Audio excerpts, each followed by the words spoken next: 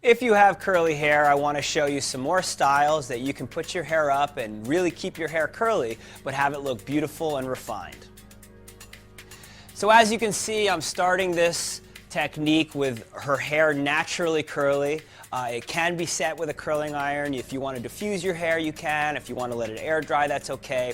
The idea is we're going to let the curl be as it is, and if your curl is curlier, that's okay, and if it's a little looser, that's also okay.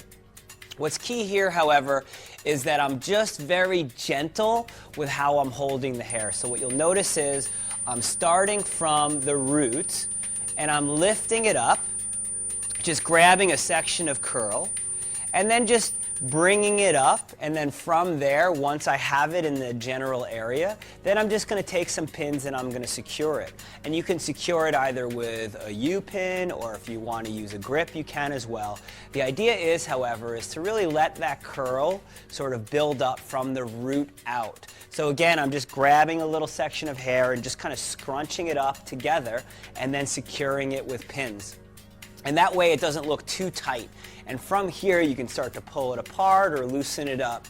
Now the idea of your curl, however, is that each curl is a little bit different, so you can really let that variety express itself in this look. The idea, however, is that it does have a little bit of symmetry to it. So as I continue working my way up, I'm just grabbing that hair, working from the root, scrunching it all together, and then once I'm holding it, I just start to take pins and secure it around where I'm gripping it. So I let the pins replace my hands.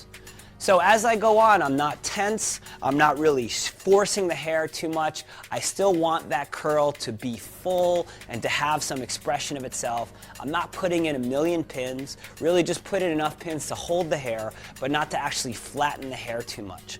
And then as I continue to work my way in, grabbing sections, again, you know, for me, I'm just grabbing little chunks of curl and then bringing it up. So those curl sections can be 1 inch by 1 inch or 2 inches by 1 inch.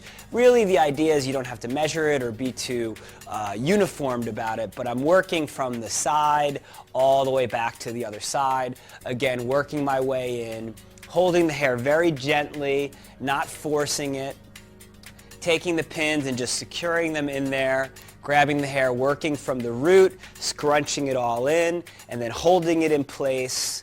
And then from here, once I have this initial shape, I can start to move it around a little bit. Hair is very pliable, so if I want to, from here, I can start to take pins and then start to secure it in areas, and if there's hair that's flopping out or falling out, or if I want to make that shape wider or more condensed, I can do that by just taking the hair, giving it little twists, and then continuing to secure it. So as you'll notice, I'm just working my way around, grabbing the hair, pulling it apart, letting the curl be there, putting the pins in. If I want to secure the nape so it doesn't have such a heavy weight to it, I can just start to pinch, twist, and then take my U-pins and secure it. Because I don't want it to look too floppy at the nape, I really like to see shape with curl.